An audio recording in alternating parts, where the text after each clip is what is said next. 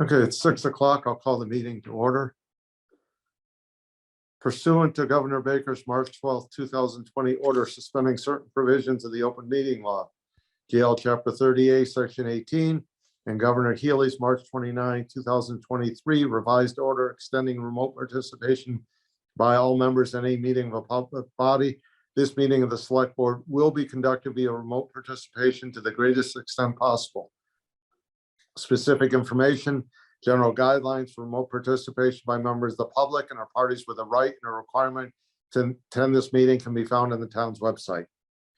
Pursuant to Mass General Law 7C 38, Section 20F, after notifying the chair of the public body, any person may make a video or audio recording of an open session of a meeting of a public body, or may transmit the meeting through any medium.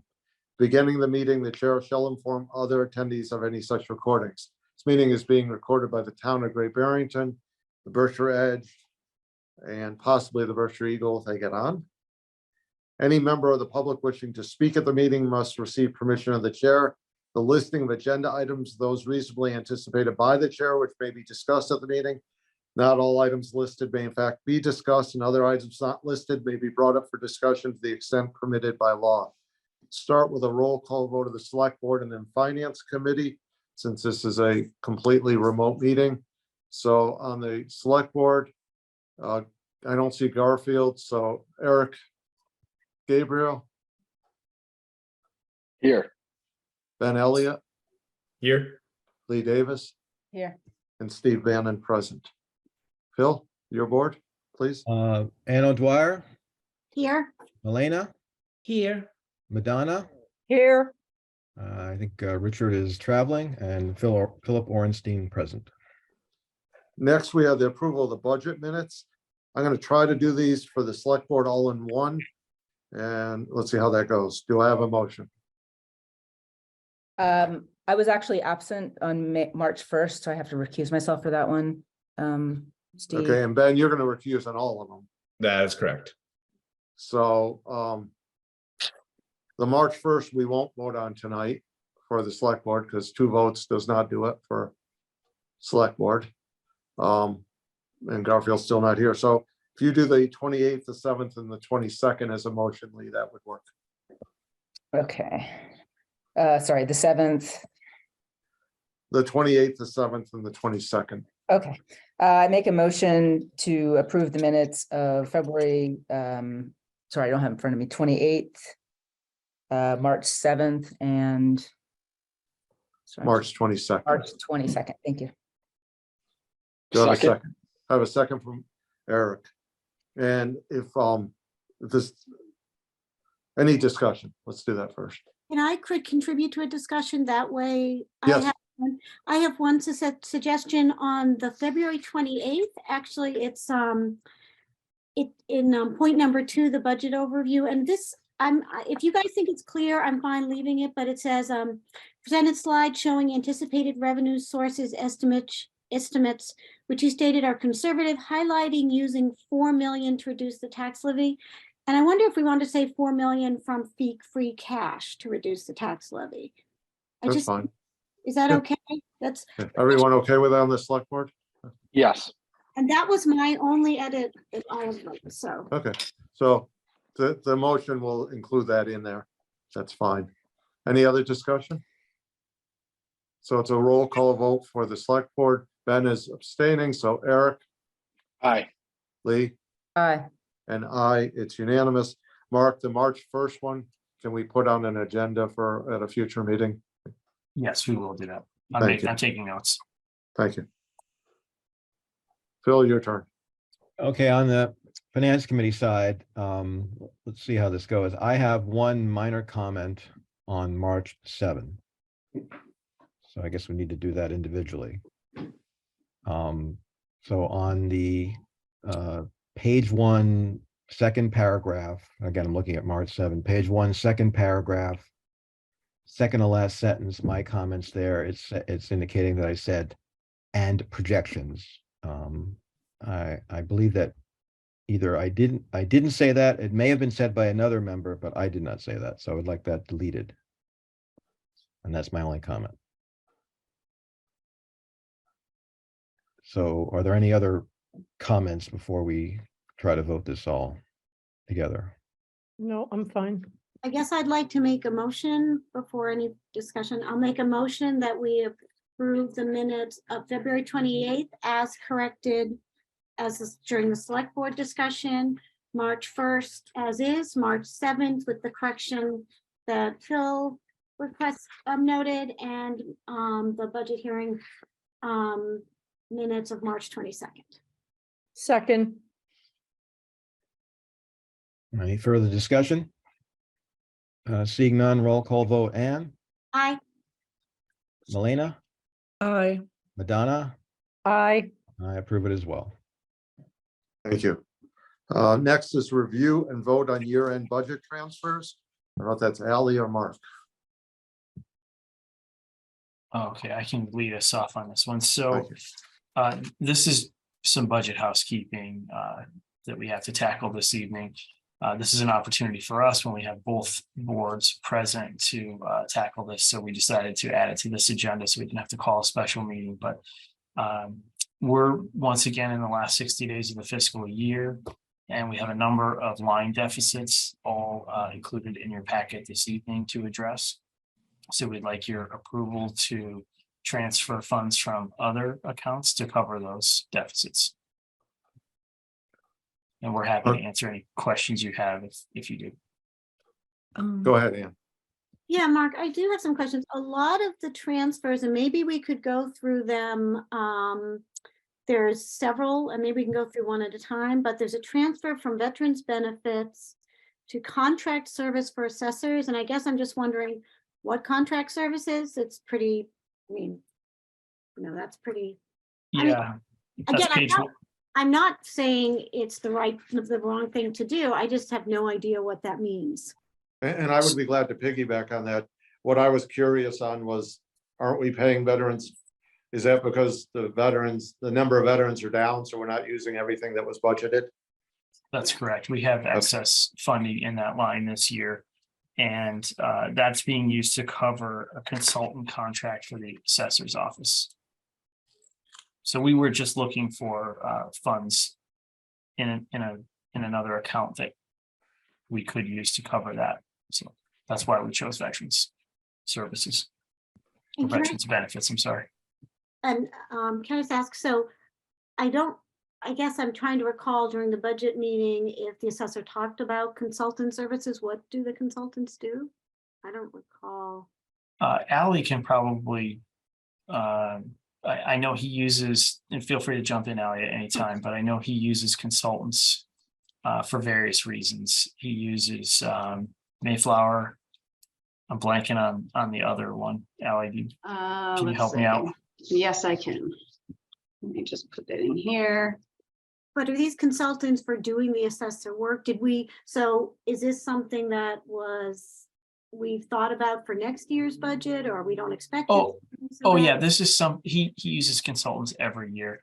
And in this particular case, we were under the impression that we had a carryover from the prior fiscal year, and that wasn't the case. So we had a shortfall this year. Exactly. Let's see. While Ally is looking, let's go to Phil and then Elena. Mark, on this point, the transfer from veterans, and there's one other transfer from that account elsewhere. So there was about $21,000 unused. And I just note that around April, you received that request from the VFW for additional funding for their building. And they basically asked for $1,800 a month, totaling about $21,000 For next fiscal year. Well, so did you consider, given you had that excess in the budget at that time, did you consider just using that money and providing the VFW with that some portion of their request? No, we didn't. Their request didn't really have a timeline attached to it, so we built it into fiscal 24's budget. Does that make sense? Well, I agree it didn't have a timeline on it, but so I'm just saying that I'm surprised that you had excess funds in Veterans Affairs. The Veterans Affairs group approached you in April asking for some funds. Mhm. And you did, and just, did you consider just saying, yes, we have some money, we can allocate that? No, I didn't. I wasn't aware of that at the time. I mean, we could certainly look to find it from another line. We were just looking to Well, find, we added it to next year's budget, right? we did add it to next Yes. year's budget, Mhm. correct? Yeah, we were under the impression that that was for an FY24 request for next year. Well, it didn't say that in the letter. It came in April. Mhm. So I'm making a point that town meeting had approved these funds for Veterans Affairs. It was in the budget. It was unused. They came asking you in April for those funds. And I guess I either would have thought you would have accommodated the request in some part, or perhaps, went to the select board for guidance on that. But you didn't, so that was your decision. All right. Elena? So my question is more really around the process. What I find a bit surprising here is that we have shortfall in various lines for contracted services.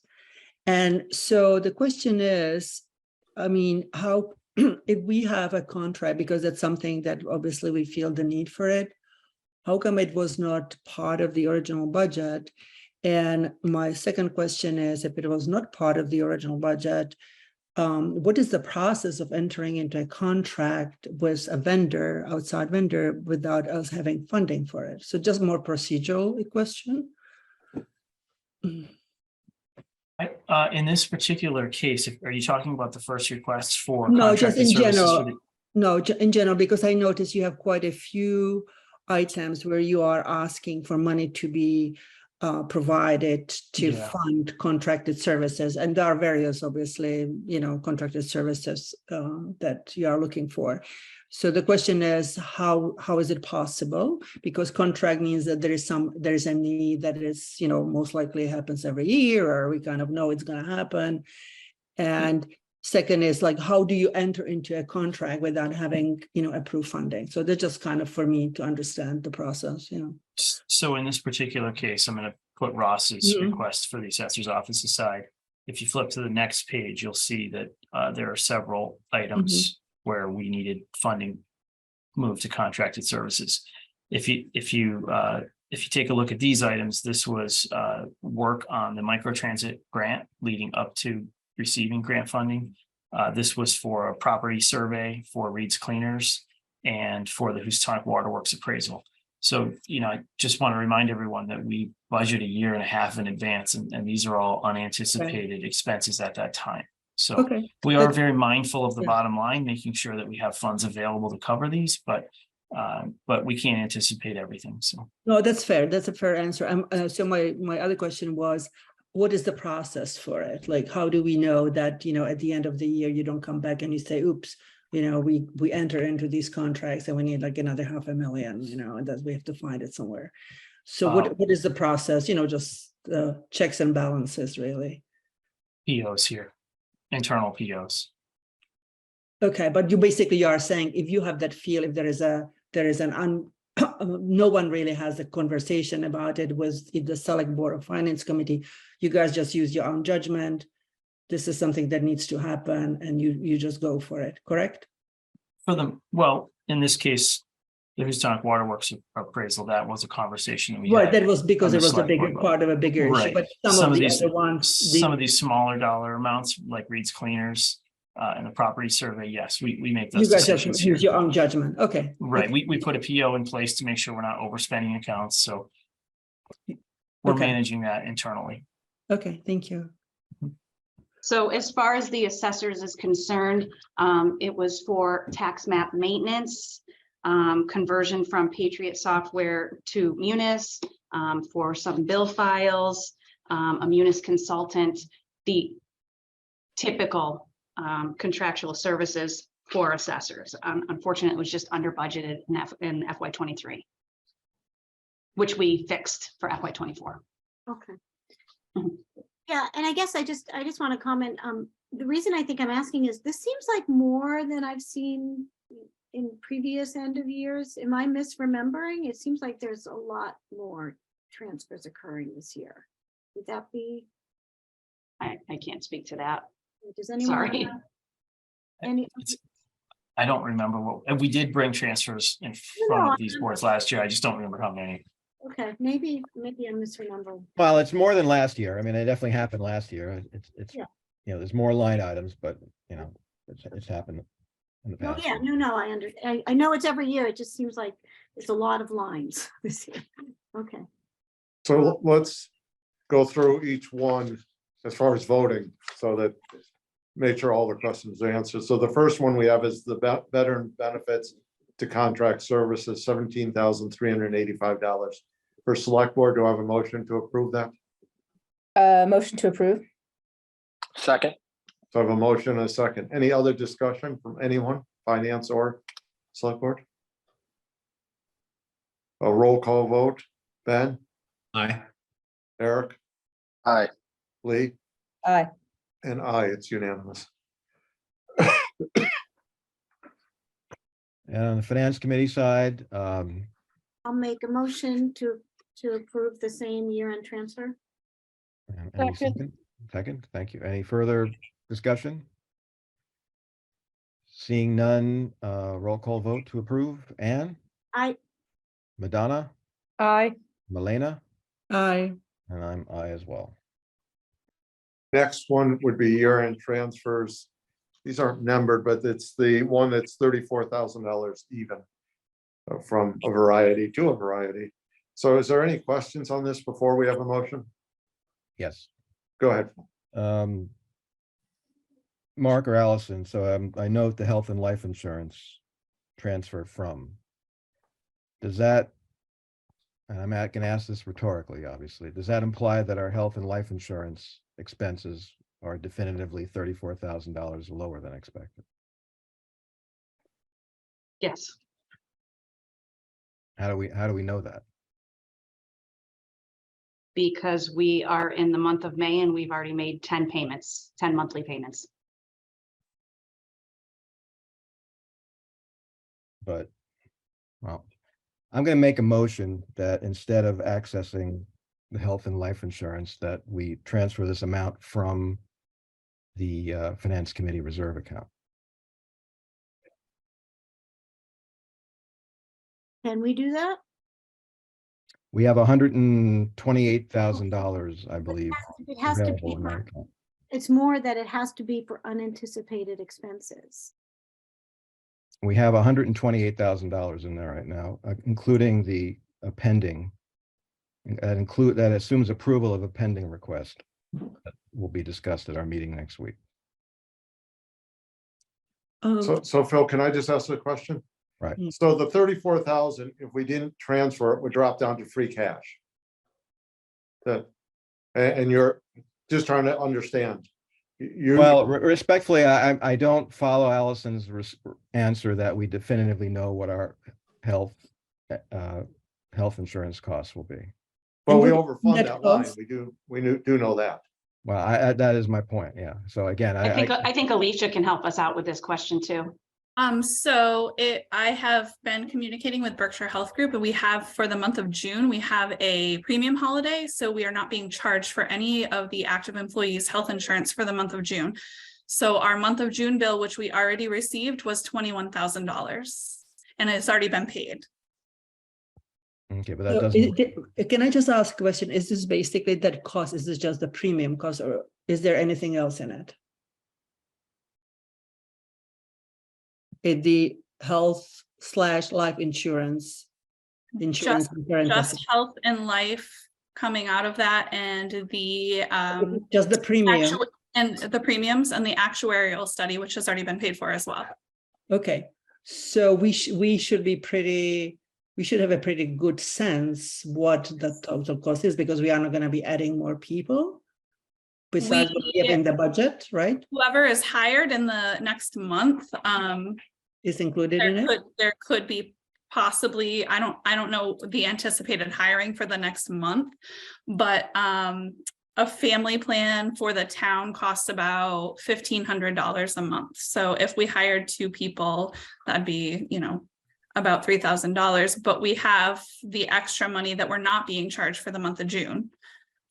Because they just made that decision to have a premium holiday, so. Right, but we have our hiring plan, so we know exactly who's gonna be coming. The worst scenario, they are gonna get hired just immediately.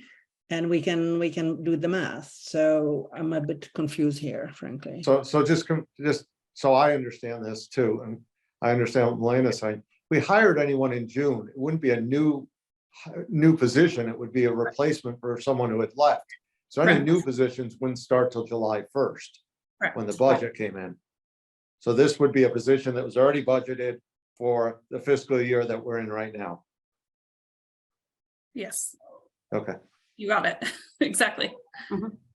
I guess and again, this is slightly a different topic, but can I just ask, we're transferring 3,000 from the budget line 52,000, right? That's the very first line on that page. To intern, select board, town manager. But then- Actually, this is two transfer requests that were combined. So that's why it looks a little odd because we have a from and a to the same account. From the same account. Yeah, That's- I just combined them together because they're for the same purpose altogether, for the same department.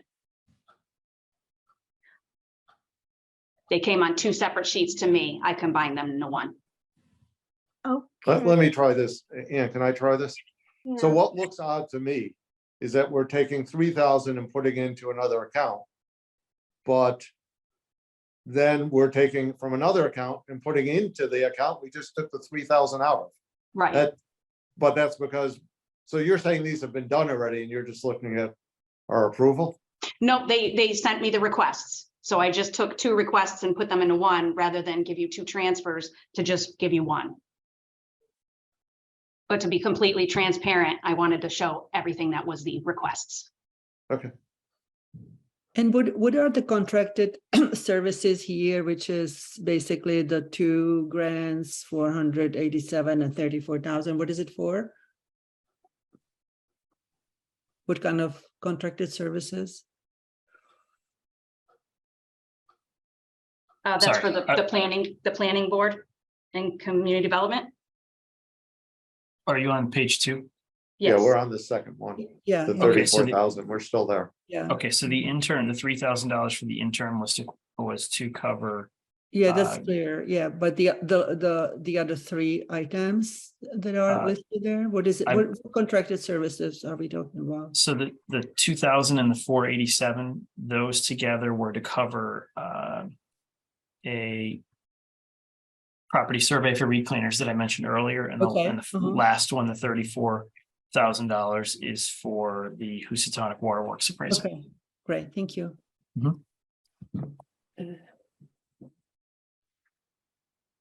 Okay. Let's go with the select board.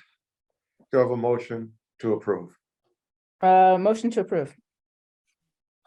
Do I have a second? Second. Thank you. Any discussion? Roll call vote. Ben, Aye. Eric, Aye. Lee. Aye.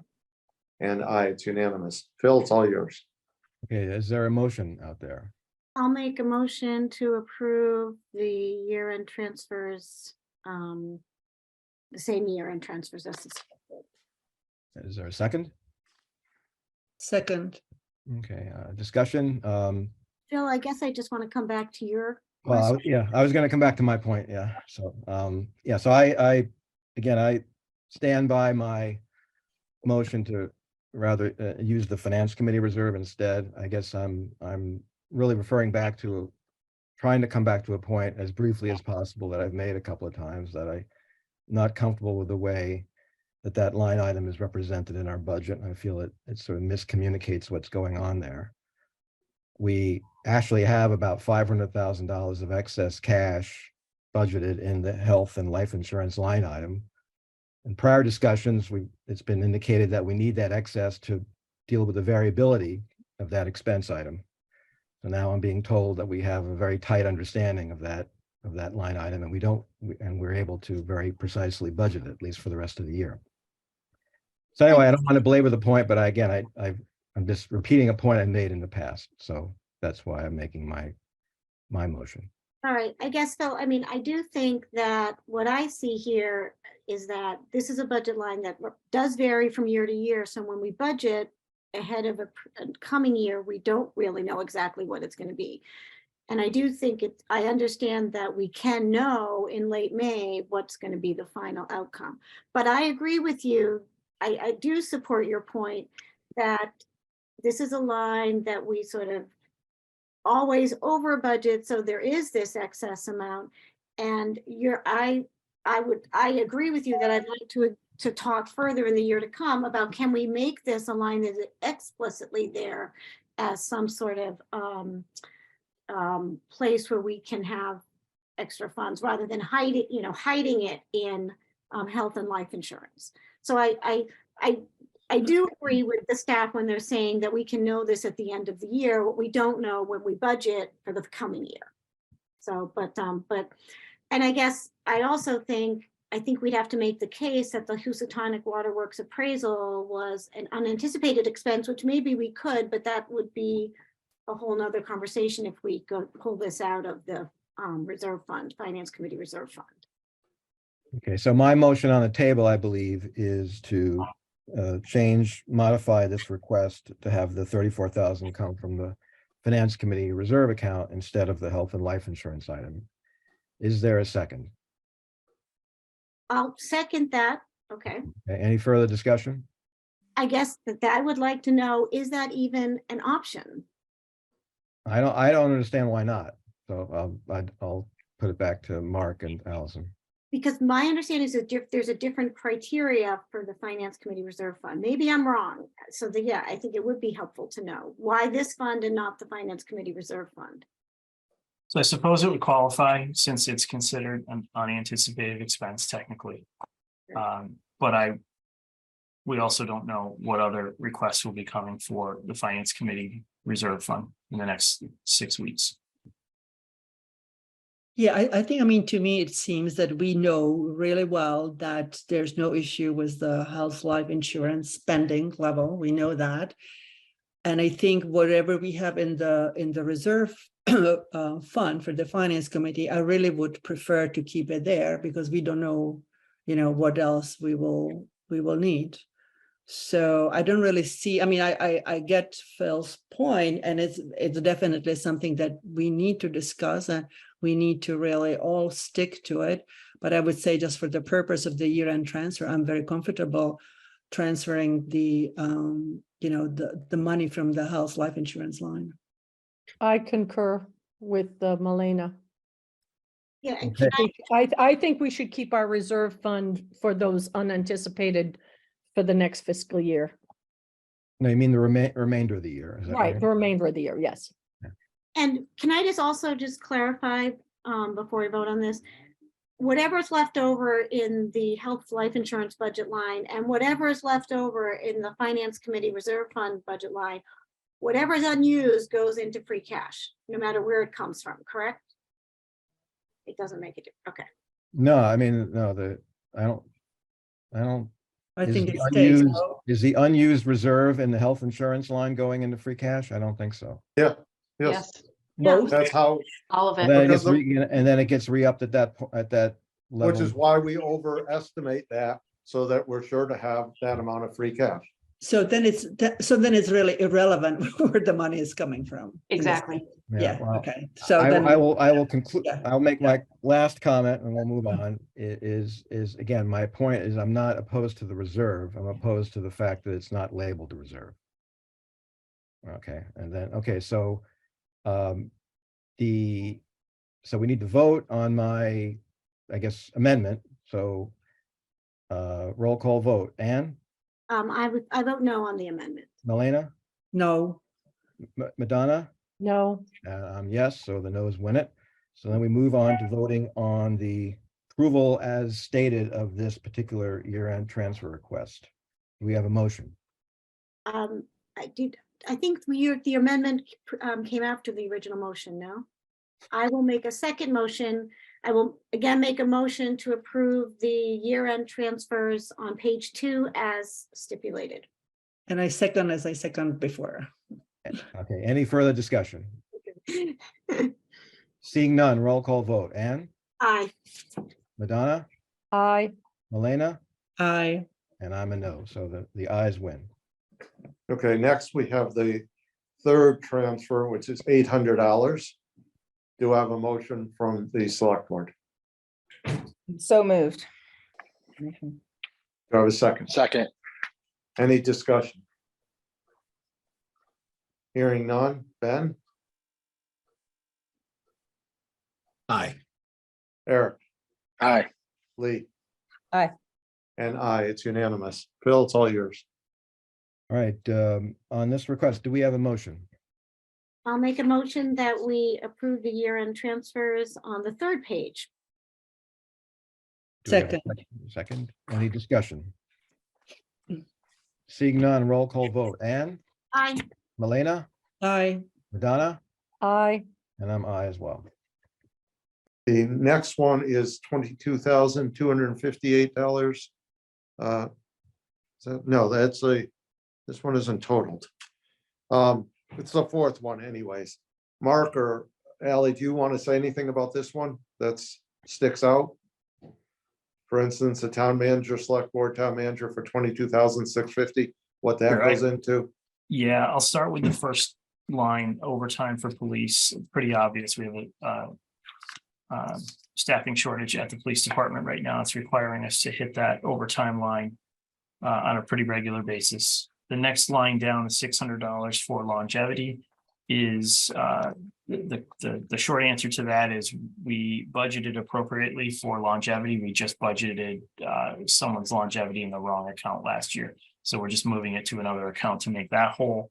And then everything from there down is a salary or their salary adjustments that we've not only discussed with the select board, but also the finance committee. These aren't new salary adjustments. These are salary adjustments we made mid-year, and we're just looking to backfill those deficits now. Thank you. Except for the last one. Oh, I'm sorry. You want to take that one? That is a shortage in the line item is due to temporary services from the prior accountant during the absence and transition timeframe between town accountants. Thank you, Alan. Mhm. For select board, do I have a motion? I make a motion to approve these year-end transfers on these sheet. I'll second it. Okay, any discussion or questions? Seeing none. Ben, Aye. Eric, Aye. Lee. Aye. And I, it's unanimous. Phil, yours. All right, do we have a motion? I'll make a motion to approve the year-end transfers as outlined in the fourth page of the packet. Second. Any discussion? I do have just one question. I do recall, Mark, when you came to us to talk about the mid-year salary adjustments, and you mentioned that you would be able, I think we asked, can you handle these with the budget, with some adjustments? And you said yes, and that was correct. But it is the case that we have to wait to the end of the year to do this. Is that correct? We can't anticipate this in advance. Is that correct? Final 60 days. That's correct. Yeah, unfortunately, it's the last 60 days and the first 15 days of the new fiscal year. I just wanted to clarify my understanding for why we waited so long. So Mhm. I'm good. Just one quick point. I think as I was reminded that Ann mentioned this during the budget meetings and when I read the minutes, is that contingency line. I think Ann suggested, and Mark, I think you agreed that we would not sort of connect it to the finance committee next year because it really doesn't have much to do with us. Mhm. That was moved to the town manager select board budget for fiscal 24. Great. Okay, do we, so we have a motion, any further discussion? Seeing none, roll call vote. Ann, Aye. Milena, Aye. Madonna, Aye. and I'm aye as well. Okay, next, and Tom Scanlon, I did try to promote him.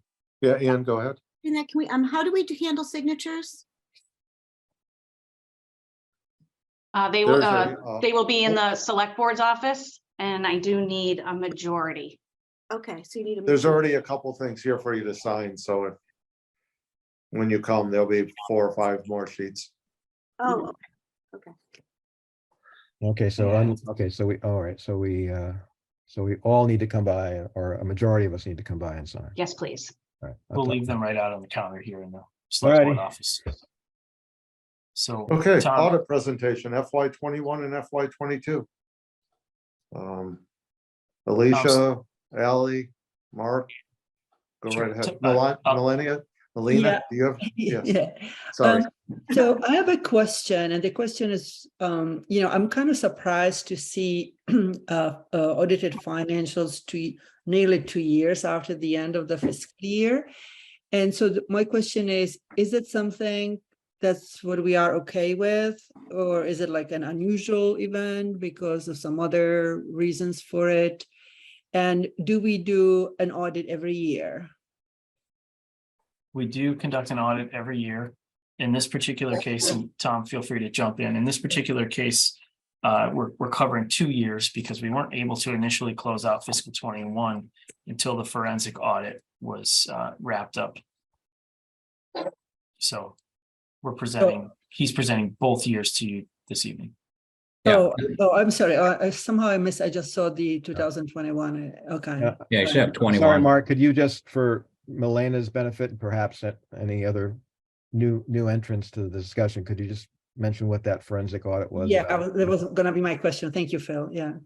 So the forensic audit was to investigate alleged fraud from fiscal, I guess it would have been fiscal 20 back, and I'm not sure how many years back you went, Tom. Do you want to? Yeah, so for those that don't know me, Tom Scanlon Jr., I'm the managing partner at Scanlon Associates. Hopefully everyone can hear me. Sometimes my volume gets messed up. That sounds good, Tom. Okay, yeah, so you have 2 years in front of you, have 21 and 22. So fiscal years 20 and 21 got delayed for the big reason, COVID, obvious reason. And also in there was the forensic audit that we found. Our first year with the town was 19. And we found some discrepancies in the tax collections end of it that led to a forensic audit and an investigation. I think the end result was 163,000 we submitted to the insurance company. So I went back 4 years, 3.5 years, because the bank records, we couldn't access the bank records past 3.5 years, so we kind of ended it there. But everything's wrapped up and we're caught up to date now. And we said, let's hold off on meeting for 21 because we were making headway in our 22 audit, and we figured might as well wrap 2 into 1 and get it all squared up. So Tom, normally the audited financials are available when we don't have, some forensic audits and things like that. So that's a good question. So basically there's 4 reasons why to have an audit.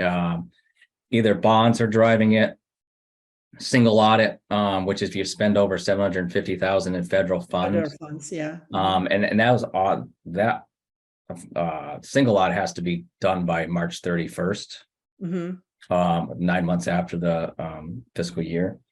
And any oversight agency can require it to be done. That's your 3rd reason. And the 4th reason is just sound general practice.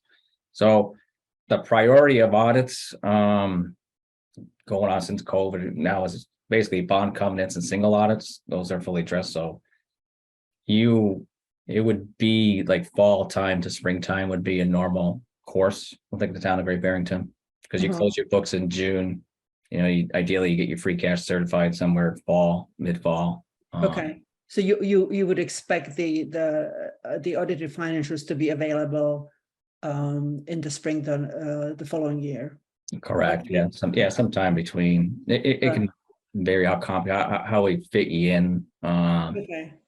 Kind of it somewhere. I mean, this is ladder for town your size, but there's 2 main reasons with the forensic audit that was driving it. And then my last question, hopefully, is, and so the forensic audit was triggered by something you found as a part of the regular audit? Yes. Okay. Yeah, so it's gonna go, so basically what we do is a financial statement audit. And the main goal is to opine on your financial statements. Right. And so as part of that, there's a risk. So there's fraud risk, there's audit risk, there's detection risk. So the main goal of a financial audit is not to find fraud. It's not a forensic audit. It's really to find misstatements on your financial statement. Right. And there's certain procedures that we use. We use a lot of analytics. So when we look like your budget versus actual, you look at your budget, look at your actual, like we expect, okay, how do you budget? There's going to be a variance here. What's your collection rate? So the drivers that focused in for us was collection rate in your case.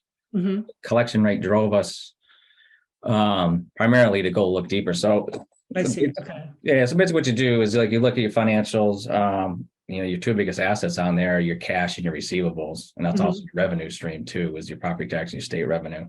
So we're going to do a lot of work at the cash end and on the receivable end.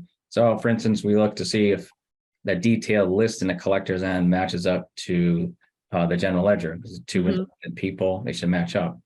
If they don't match up and there's variances, well, we go one level down. Then we do confirmations. Then we can look at transactions. And then what led us there, there wasn't transactions. People were paying late that we felt shouldn't have been paying late, like businesses. Then we did verifications and found out payments were being behind. And again, when you have payments behind, then the real kicker for us, what we used a lot in our audits was we looked at your cash deposits. And we found like your cash deposits, in our opinion, were low during those years. I see. Okay. So that's what led us down that. Yeah. Okay. And unfortunately, COVID has taken that procedure away from us. That was a big driver for us, was cash deposits in the bank, and COVID is kind of like, we had a lot of data analytics with percentages and like floors, benchmarks we used. If you weren't in that benchmark, we went one layer deeper. And I know COVID has thrown all those benchmarks out to people. Original taxpayers went to, they had to, wire money. Anything was possible. Yeah. Yeah, absolutely. Yeah. Well, thank you. That's very helpful. Thank you. Yeah. If you want to give us a high level overview of 21 and 22. Yeah, that's what I was going to mainly concentrate on 22, because I feel like 21 kind of old right now. True. But everything kind of rolls forward. So I describe what an audit is. I kind of want to go through your financial statements with you, because government financial statements are very unique. You actually have two sets of financial statements, unlike a company, which usually has this one balance sheet, one P&L. So on pages 16 and 17 of the 22 report, these statements are what they call entity-wide. Their focus is on full accrual. For instance, you'll see fixed assets on these financial statements. And you don't, like as far as your regular budget, you don't budget depreciation, but depreciations are part of here. This gives you a long-term approach as you look at the things. I mean, unless the only use that they really out of this is if you're an accountant, you really like accrual and getting into it. Otherwise, they probably don't serve you much use, except there's two main factors to pull out of here. Is if you look on the balance sheet on page 16 and you look at your non-current liabilities, you see net OPEB liability of about 13.8 million in the governmental activities. I think that is a liability that you gotta factor in when you're doing future budgets, and what impact it is having on you. One, I don't think your liability is 13.8 million, but I don't think it's zero either. And what OPEB is, it's other post-employment benefits. It's basically your promise you made to your employees that when they retire from the town of Great Barrington, you're going to pay a portion of their health insurance. And really what it is one position can cause multiple health insurance expense. So you may have like 4 retirees and 1 active in like the town manager's position. So therefore, your health insurance is going to be, you got 5 health insurance costs on that. I'm sorry. Yep. Yeah, sorry, I'm a little bit confused why, why you have, what you have under governmental activities and what do you have under business type activities? Yeah, so governmental activities is everything that's government generated, like off a fee, where business type activities is just, it's your sewer fund. It's your utility. Well, the gas. Oh, I see. Oh, okay. Oh, Yeah, okay. So sorry. that's a Now I distinction understand. between the Okay, two. okay. So basically what you are saying is for the liability, the total liability, whether it's under the town government or the sewage, whatever, the waste treatment is about 15 million. Yeah. Yeah, so there's an allocation we do that the actuary does. Okay, thank you. Yeah, so there's a lot of assumptions that go into the OPEB valuation. For instance, the discount rate was a big impacted you. Your liability went down from last year this year because you could use a higher Because of the discount rate. interest rate, yeah. Yeah. Sure. Yeah, but Um, that's kind of like, that's a math, that has no real. It has no real, yeah, you don't have you got the benefit of Yeah, exactly. treasury bills increasing because you don't Right, have right. That trust. means nothing. Yeah, it means, yeah. When you pay it, yeah. Yeah, if you read the actuarial, they'll do like a 1% decrease increase in it, and you see the liability changes pretty significantly. Yeah, exactly. So Yeah. there's a lot of factors that go into it. You know, health insurance costs are in there. You have Yeah. so Okay. Well, that's good to kind of keep in mind. Yeah. really keep in mind, you know, I wouldn't. You have a question?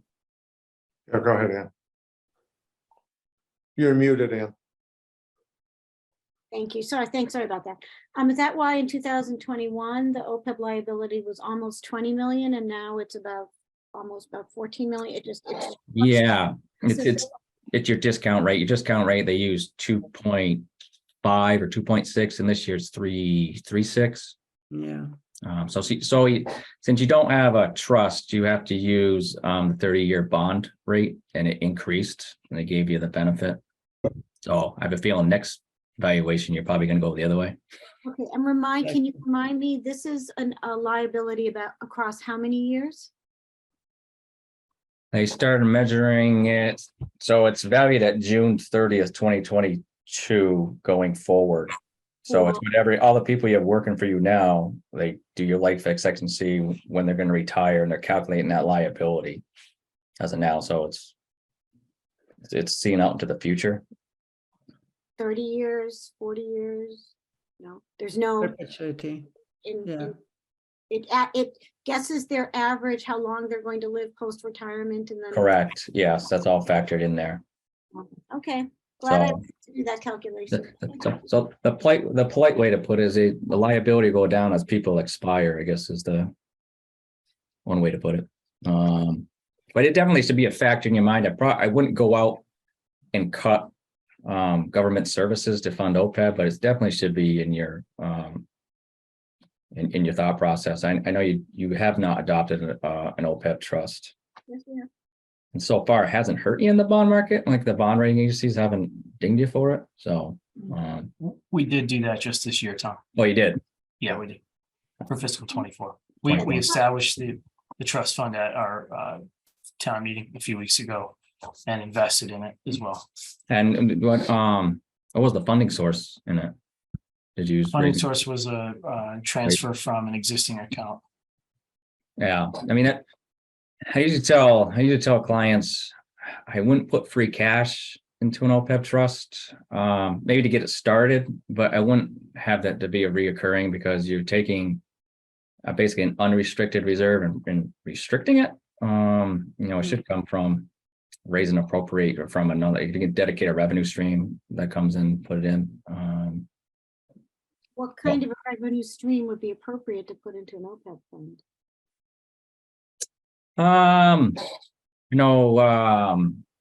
When you get like a return, like a health insurance return, like the credits that came in through COVID. I don't think it's a marijuana revenue some people have dedicated in. Any kind of new revenue that's coming, that's, I wouldn't take like a existing revenue, say any new revenue that might pop up. Okay. All right, thank you. Yeah, no problem. Any more questions on OPEB or? Well, I just, while we're on that topic. Yep. Page 37, footnote N. It says 50% of insurance premiums are paid by the town. I'm wondering if that's correct. That's for retirees. I don't think that's right, though. I think you had, Because our actuarial report says it's about between 72 and 80% are paid. I think that's for the active, right? Well, the OPEB report has a different number in there. Yeah, Yeah, I'm not sure that's accurate. It's not, it's 80% for actives. for active and retiree. I can make a note of that. And I think, yeah, so Matt had actually asked me about that, because he had thought it was 50%, and we had a discussion about that. So it is, I did go back and double check, it's 80. Okay. So I'm kind of curious, is 80% a typical percentage for towns in towns of same size as Great Barrington, Massachusetts? I mean, are we paying what everyone else is paying? And maybe Tom, you may have a view on that, working with different clients. Or is it too high? Is it too low? Or what is it? Just curious. You want the right answer? It's most communities, you can't go below 50% for retirees, and most communities have elected to start going down towards a 50-50 split to retirees. 50-50, yeah, that would make sense, yeah. However, I'm not too sure retirees are probably happy to hear that. Of course not, yeah. Melania, I've been involved in changing it. It's not a pleasant. Of course not. No, we all know it. You know, we know it also from our own experience. Some of us who are lucky enough to have it. It's a very difficult conversation. But I just wanted to know where we stand next to, you know, what's happening in the other communities. You are the outlier. I think more communities are Okay. 50-50 than they are. 50-50. Okay. Yeah. Right. So maybe they got there somehow. Yeah. Okay. But it is a difficult conversation, I will tell No, you. absolutely. Absolutely. Yeah. That would change. The 22 is still in draft form because we were trying to get it out, so I will make that change. And with that it? Yeah, why don't you move ahead, Tom, with what? And then on pages 18 and 19. Like these are your traditional financial statements. These are really that relate to they're on the modified accrual. As you can see, the general fund, some of the numbers that jump out at you here is under unassigned general fund. You'll see unassigned fund balance is $12 million. A benchmark that bond rating agencies use and DOR uses and other rating agencies use is that number, a very solid number, should be 10 to 15% of your expenditures. You're around 40% of your expenditures, which is outstanding. And what that 12 million represents, that's really your free cash plus your stabilization funds. So your stabilization for GAAP purposes is recorded under general fund, which is different than the state accounting, the more count as a trust. So and then we look over at page 19, that's the number to focus on. Again, your general fund increased 4.1 million, which is, again, outstanding. So your financial practices are working. And then on page Can I ask you a question on that? yeah, page? shoot. Just in this page, where we have these community impact fees that come in. Yeah, so And I'm just wondering what line item they're included in. so that would be the community impact is the license permits and fees is what that is going to be under. And then what's under the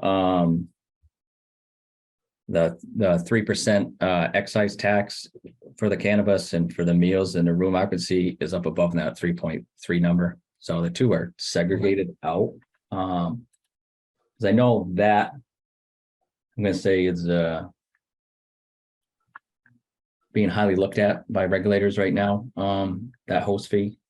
So I think No, understood. I just want to know what line item it was in, and so Yeah. yes, thank you. And if we see, so if we go over to page 22,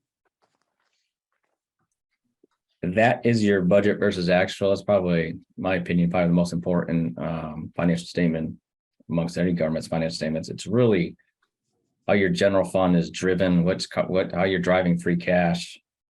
And we look on your revenue side, you generate 6.7 million of free cash just off your revenues for this current year budget. And you can see under license permits and fees, 2.3 is the variance, and roughly 2.2 is the host fee, which is flowing right to your free cash. So you're not budgeting it, which is great. You don't have to worry about like any kind of liability that comes down the line. And then on the cannabis excise side, the tax, you're getting about 2.8 million in. So you can see on your revenues, it's basically most of your free cash is being generated from the current budget. And then off your expenditures, you're just under 1.7 million. So your total, so when you get down to the bottom, the 8.5 million, if you take that number plus your unused free cash in the year before, plus or minus penalties, you will come to this year's free cash. So in your current budget, you're generating 8.5. I think the way you're handling the host fee, not budgeting, I think is great. And then you're using your free cash, obviously, to turn around and reducing your tax rate piece of it. So as long as you're generating it, you can continue to do that. But if you're not generating it, you can't continue to do that, because that's how you're gonna get in trouble. You basically, you'll be creating false levy capacity, but you are generating it. So that's how you know your financial policies are working. You're generating it and you're using it. Ordinarily, when we see, from our perspective, if we see a town reducing the tax rate with free cash, that kind of bells and whistles go off for us. Yeah, because again, you can create false levy capacity and you get into budget problems. But since you're generating it on this end, you can continue that practice. And when I look at this, that's how I can tell your financial practices are working for you. I have a question. Yeah.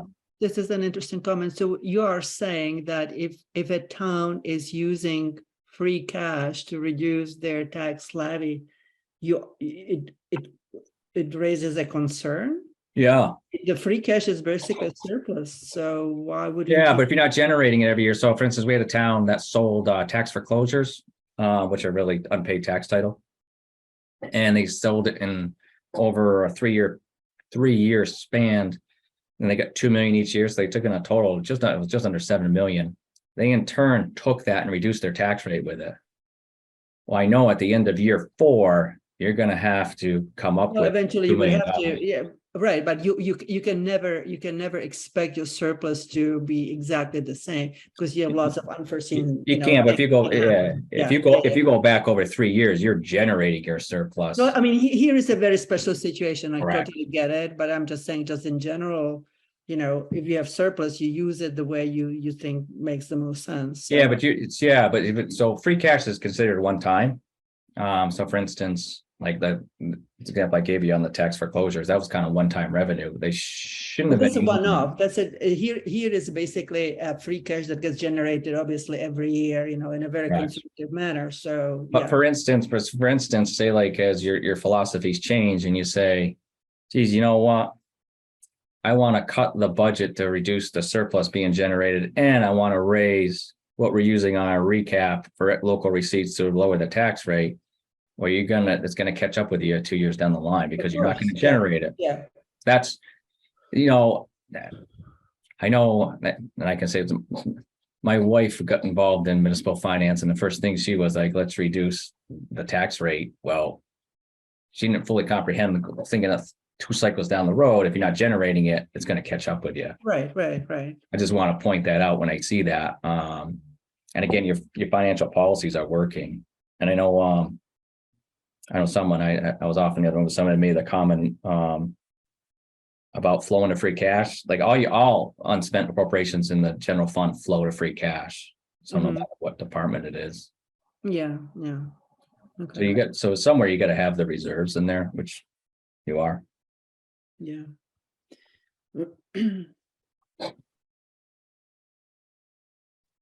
Any Go ahead. questions? Nice. Are you going to be generating, or is there a reason why there isn't a management letter, or is that something? So yeah, so the 2022 is still in draft form, so we'll be generating a management letter probably this week. And then staff would include responses at that time as well.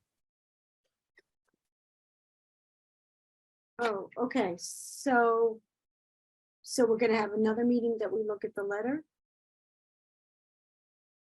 Then that's up to you guys. That's, I can go over what we kind of have, some of the concerns we have. I know, is your cash reconciliations, or you want to see those? I guess, yes, I just asking because you said the staff will respond to the letter. What I was saying is that Tom's management letter is still in draft format. Once we, Oh, I once see. we, it. Okay, yeah. yeah, staff would meet, and that's happening now to address any questions or concerns that come up in that management letter. And then we can share that with you at that time.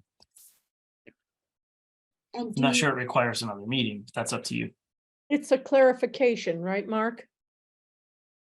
Correct. Okay. I like that term. I have to steal that term. Copyrighted it. You can't do that. Can you give us a heads up of what's coming in the management letter? Yeah. Yeah, so there's a couple areas, so we want to see like your cash reconciliation process. We want to see that tightened up a little bit. What process? I'm sorry. Your cash reconciliation process. So it's Mhm. basically your bank statements. I think if you look at your free cash certification, I think you were penalized 57,000 for a cash variance. We'd like to see that kept the same consistent for a full year, then write that off.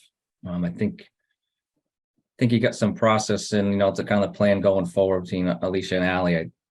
It should get there. I know we're gonna keep on them. Like we'll keep on them pretty good to get those guts. We stress cash recons and accounts receivable reconciliations. Those are your two biggest. You got to have solid controls over in those areas. And then one other area of concern for us was this tax title. Is right now your tax title receivable is maintained in Excel. I would like to see that fully automated within your software, more than Excel base is more manual. It's not automated. I think you're big enough to get there and do it. That will take a little undertaking. So I know that the treasurer collector's office was put kind of behind the 8 ball with the fraud that happened. So I think that's behind us. We got that resolved, everything insurance. So now going forward is a constraint on the cash recs. But those are the two main areas of this cash recons and tax title. Well, an obvious question, you mentioned the $57,000 penalty. Mhm. We're not aware of this, at least on the committee. Is that a loss to the town, or is that just a reduction in what we can allocate? free No, cash? so what DOR is very conservative. So I would encourage that you always look at the free cash certification. You can get on Gateway, get it right online. I think a member of the finance committee and selectmen, they should be looking at that. Just so you can see what the penalties are, the reductions. DOR is very conservative, so they'll penalize you for deficits. Like, so for instance, if you don't get your grant receipt in by September 30th, even if it came out October 2nd, they're going to reduce your free cash. So it's just a temporary hold on it. Right. So Okay. you should get the 57,000 back next year in your free cash certification. That's what I meant. Thank you. Yeah. But I would encourage to look at that on a yearly basis once it gets certified to see what they're hitting you for. And we can talk about like, where do we find that information? But we can talk about that at another meeting. Yeah. Oh, on Gateway. Okay. That's a state system. We are given a piece of that at least in our binder every year, but there might be more to it online. Yeah, it just goes out what the calculation is, and it shows you what the reductions were.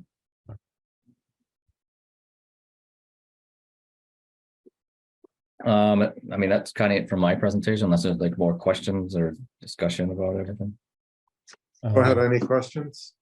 I have a couple. Go ahead, Phil. Page. Hopefully I get pages right. Page 39. You're deep into the report.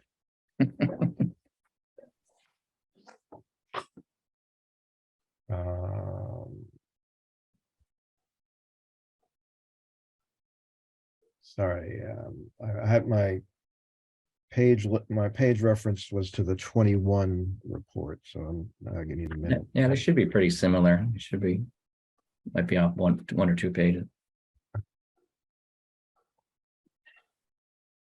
I think, yeah, so then it should be. Well, let me find it. If anyone has any questions, go ahead and speak while I'm finding it. Phil, is there a term I can search on the PDF? Was it the custodial credit risk you were looking at? Absolutely, yeah. Yeah, that's on, yeah, that's on page 39. 39, okay. Yeah. So that was I given recent headlines, I noticed the 3 million of uninsured deposits. I get that question a lot recently.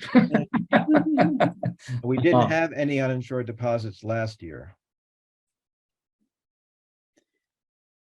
Well, that was what the footnote said last year. I'll put it differently. Yeah, I think.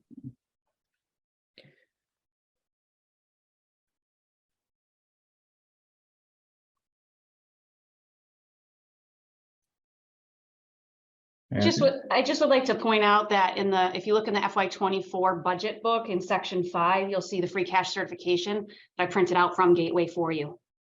Oh, that's So right. you'll see it listed right in there. Oh, what page was that? It's in tab 5. Tab 5? Okay, just good to know. Yeah, I Thanks. have both the free cash and the retained earnings certification right there for you. Thank you.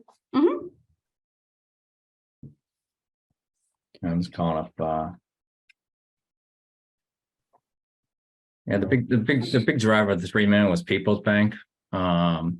So where is the cash? Where is it sitting? Oh, it's just so what this custodial credit risk is. I know what it is. I Yeah, know so very well what it is. I just want to know where is that 3 million sitting, whatever. In People's Bank. So People's Bank. People's.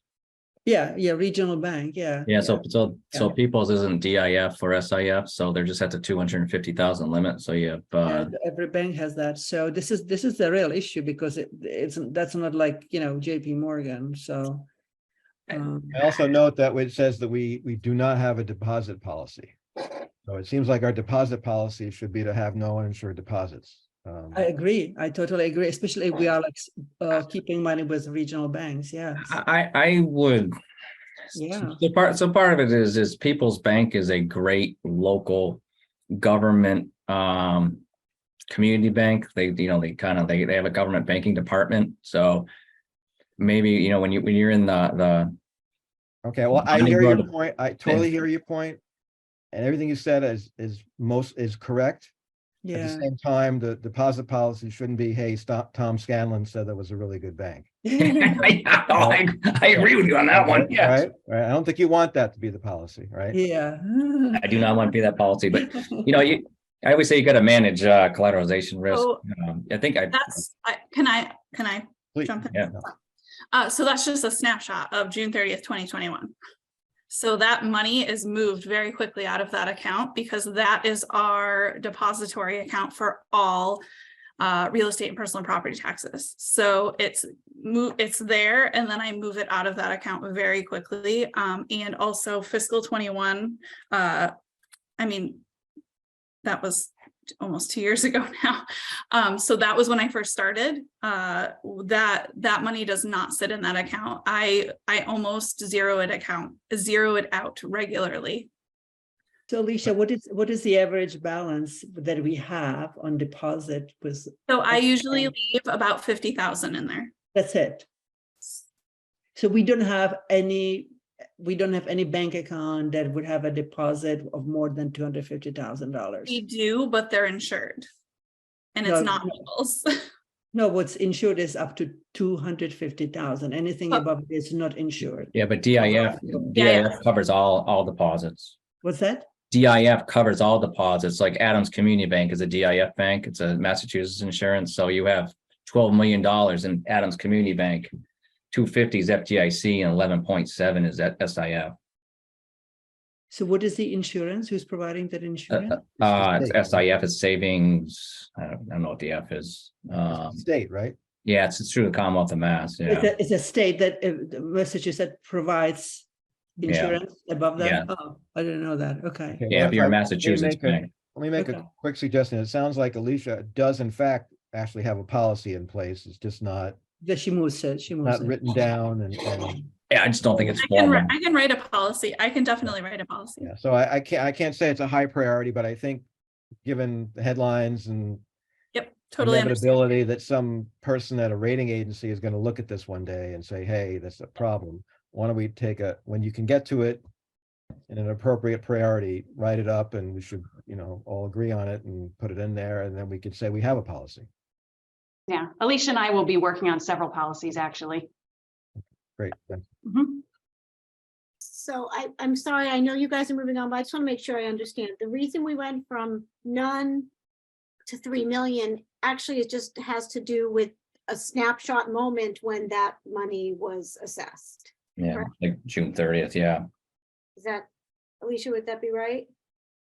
Yeah, so that actually was a new account that Karen had set up on her way out. And she also set it up to have a check scanner in our office with the remittance scanner so that we didn't need to go to the bank every day. And it posts to our software for us. So basically that you're looking at the May tax payments at that time when the financials were audited. So that was shortly after that was moved. Okay, great. Thank you. Go Yeah, ahead, and- Madonna. Yeah, I just wanted to ask, is there a reason why we accept cash as opposed to a money order or a check? To just keep everything like no cash, like coins, dollar bills or whatever? Is there anything we can do to eliminate, people just handing a couple $100 over the, the desk to tax? Not that I know of. I know I have a couple towns that have at transfer stations and like recreation departments said no cash. And I know in those towns were challenged, they had to take it. So Yeah, I think you have to take it. Yeah. I can tell thank you. you that it's been discussed in my office. It's shocking how many people still in the town of Great Barrington pay cash, Yeah. so much cash,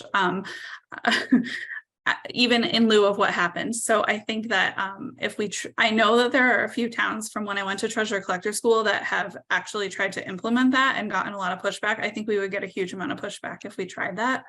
Okay, But- well, thank you. But it as seems, an auditor, I like that policy, but that's takes the Okay. risk down, but. okay, thank you. Anything else? My last comment, I'll go to go out two more, page 60. Oh, you're deep.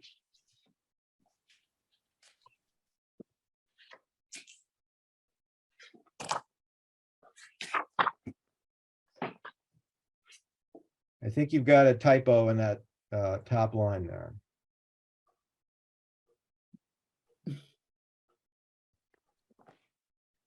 On the 12/31/21. Yeah.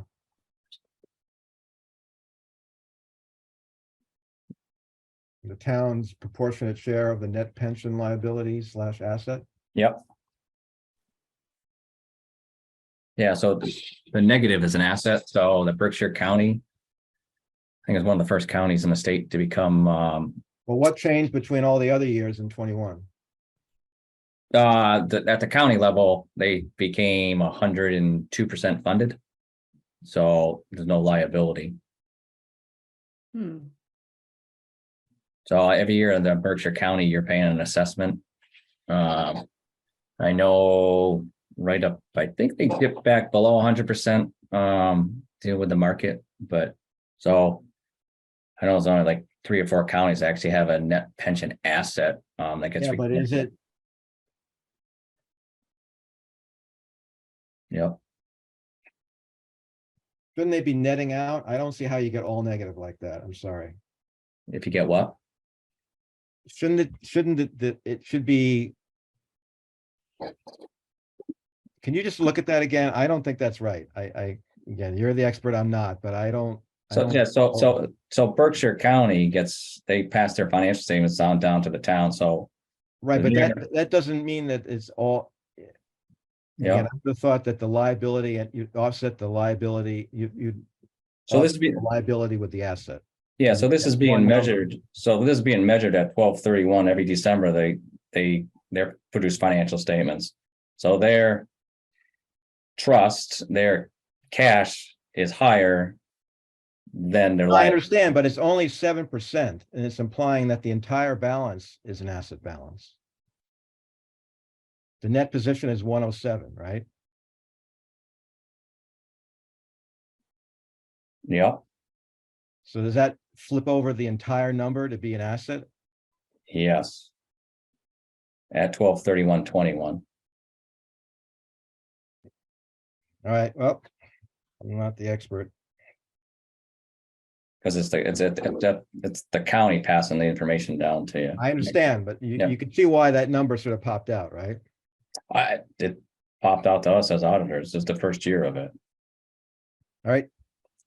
And then last at the end, the 21 had a very handy schedule of uncollected taxes, Yeah, and it's not in this 22. yeah, so we removed them out of all of our 22 audits. We deemed them not supplemental schedules when we did the non-major schedules. So the uncollected taxes at the end of 21 were roughly 1.5 million. So can I ask that Alicia, at some point you give the finance committee an update on that number for the end of that year? For the end of fiscal 21.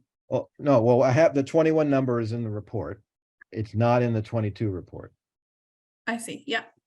So there's a schedule of all that in nice detail at the end of the 21 financial report. And now those schedules are not included in the 22 report. Yeah, we still do the schedules, but they're more rough form. But we've been advised not to include them as supplemental schedules. Okay, so I just asked if the finance committee could be separately provided with those schedules. Yeah. Yeah, so if you're looking at, when you're looking at the real estate one, the real estate one went for 1,368,000. And at end of June of 22 was 680. Well, the total uncollected taxes at the end of 2021 was 1,491,000 roughly. So I guess Yeah, which is, for the trend. yeah, they're going down.